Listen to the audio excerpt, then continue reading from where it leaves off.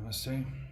So tonight I'm going to read Book 6, Chapter 14, on the birth of Vashishta from Mitra Varuna.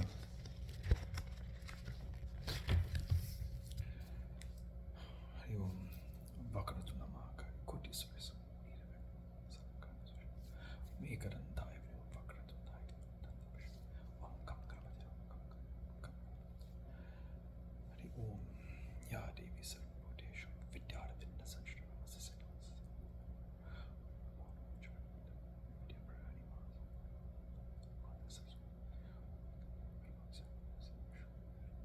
Om Guru Brahma Guru Vishnu Guru Sakshat Parabrahma Tasmai Shri.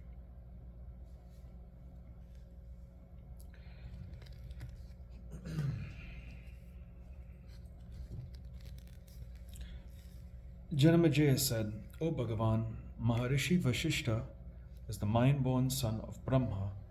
How is it that you have named him as Mitra Varuni?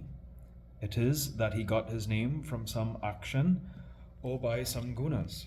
Kindly tell me the origin of this name, O best of speakers. Vyasa said, O king, it is quite true that the illustrious Vashishta was the noble son of Brahma, but he had to quit that body due to the curse of the king Nimi, and he had to take a second body from Mitra Varuna. Hence, he is named in this world as Mitra Varuni. The king said, O Bhagavan, how was it that the religious Vashishta, the best of the Munis, the son of Brahma, was cursed by the king? For the Munis have to suffer the dreadful curse of Kshatriya kings. This seems very wonderful to me. O knower of Dharma, why did the king curse the innocent Muni? I'm very curious to hear the cause of this. Kindly tell me the cause of the curse. Vyasa said, O king, I told you already in particular all the causes of these. This samsara is pervaded by the three gunas of Maya, Sattva, Raja and Tama. Whether the kings practice their dharma or the ascetics practice their tapas, all their actions are interpenetrated with these gunas, therefore they cannot shine so brightly. The king's munis perform very severe penances and austerities under the influence of lust, anger, greed, and ahamkara. O king, or whether they be the Kshatriyas or the Brahmanas who perform their sacrifices overpowered with this Rajaguna, really none of them performs these actions guided by Sattvaguna. The king Nimi was cursed by the Rishi, and the Rishi was cursed again by the king Nimi.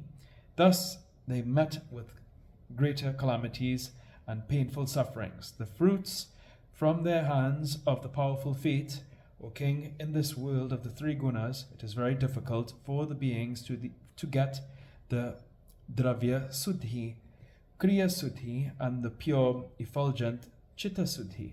O king, know this as the influence wielded by the highest Shakti, the mother of this universe. Nobody is able to overstep it, but he whom she favors can cross in a moment this world bounded by the three gunas.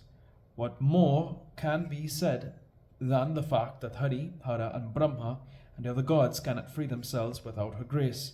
Moreover, the sinners like Satyavrata and others become free when her grace comes upon them. Nobody in these three worlds can know what reigns in her mind. Again, this is also certain. This is also a certain fact that she gets herself bound by her own will to her devotees.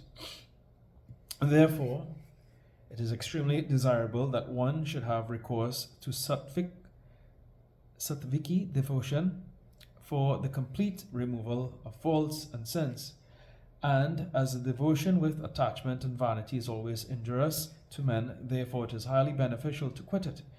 There is no doubt in this. O king, there was a king named Nimi, born of the family of Iksaku. He was beautiful, well qualified, virtuous, truthful, charitable, endearing to his people, a sacrificer of pure conduct and manners, ready to govern his subjects, intelligent and endowed with knowledge, for the benefit of the Brahmanas, that high-souled kings establish a city named Jayantapur, in close vicinity to the hermitage of Gautama. Thus some time passed, when the Rajasic idea arose in his mind that I will perform a sacrifice extending for a good many years, when I will give exorbitant dakshinas,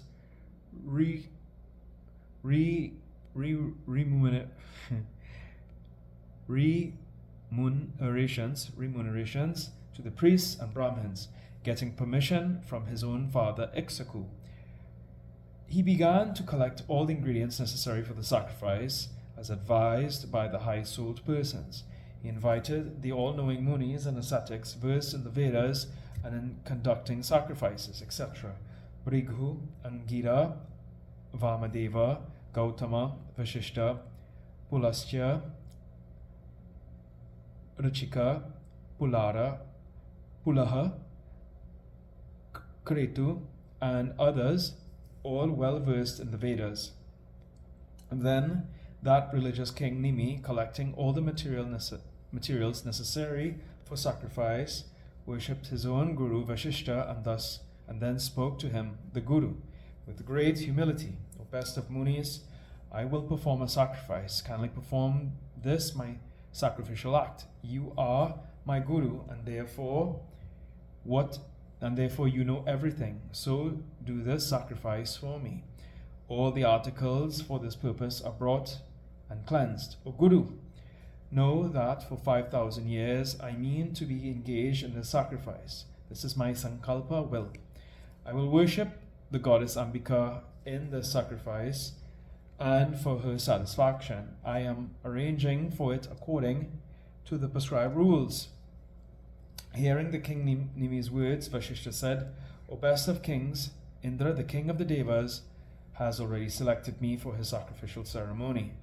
Now Indra is ready to do the sacrifice for the appropriation of the high Shakti, and I have initiated him for 500 years. Therefore, O king, you will have to wait till I complete the Indra's yajna.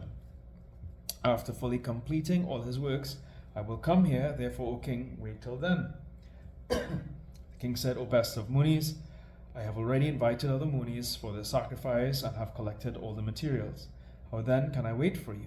O Brahmana, you are the foremost of those versed in the Vedas, and you are the family guru of the noble Iksaku. How is it, then, avoiding my work, you are ready to go elsewhere, O best of Brahmins? Under the uncontrollable greed of wealth, you have lost all senses, and you are ready to go away without doing my work. This does not behove you, O king. Though thus tempted by the king Nimi, the Rishi Vashishta went to the Indra's sacrifice. The king too became absent-minded and selected for the sacrifice the Rishi Gautama. He then commenced the sacrificial ceremony close to the ocean by the side of the Himalayan range and gave profusely the dakshinas. The king Nimi was engaged in the sacrificial act for 5,000 years. In this, the Ritviks, priests, were worshipped with sufficient wealth and cows. They were extremely glad.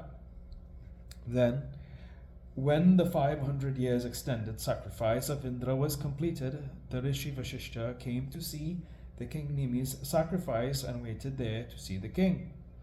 The king was then asleep, so the servants did not awake him from his sleep, and the king did not come to the Rishi.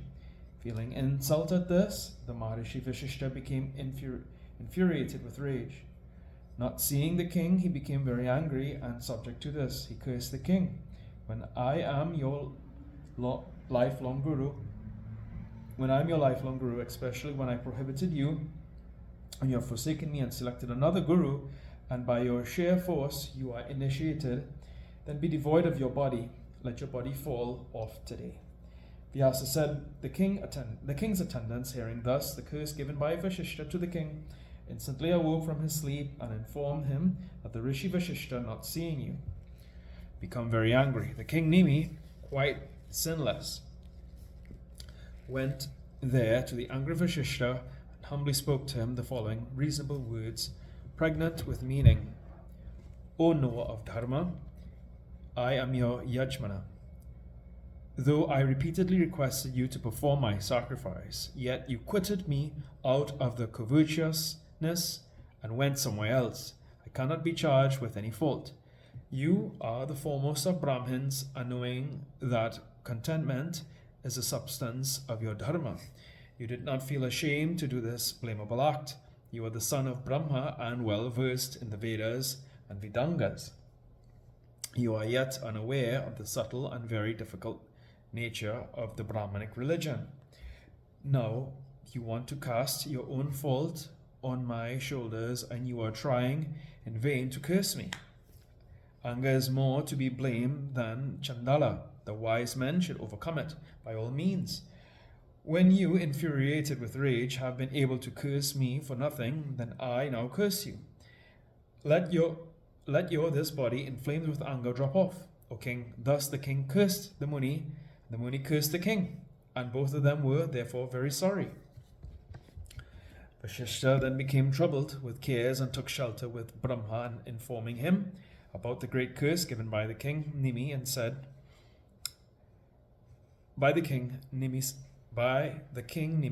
Father, the king has cursed me, saying, let your body fall off today. Now the great trouble due to the falling off of the body has arisen. What am to do now? O Father, kindly tell me, whom shall I take my birth, and take such means as I can get a body like what I have now. Also, by your unbounded power, do so that I can retain the knowledge of that body as I have at present. You are fully competent to do this. O king, hearing thus the words of Vasishtha, Brahma spoke thus to his dear son.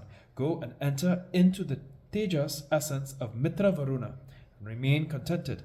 Then you will get in due time a body not born of any womb, and you will be again religious, truthful, know of the Vedas, all-knowing, and worshipped by all. There is no doubt in this. When Brahma said this, the Maharishi Vasishtha bowed down to the grandsire, and circumambulating him, went to the abode of Varuna. Then he quitted his excellent body, and with his subtle body, the part of his jiva entered into the body of Mitra Varuna.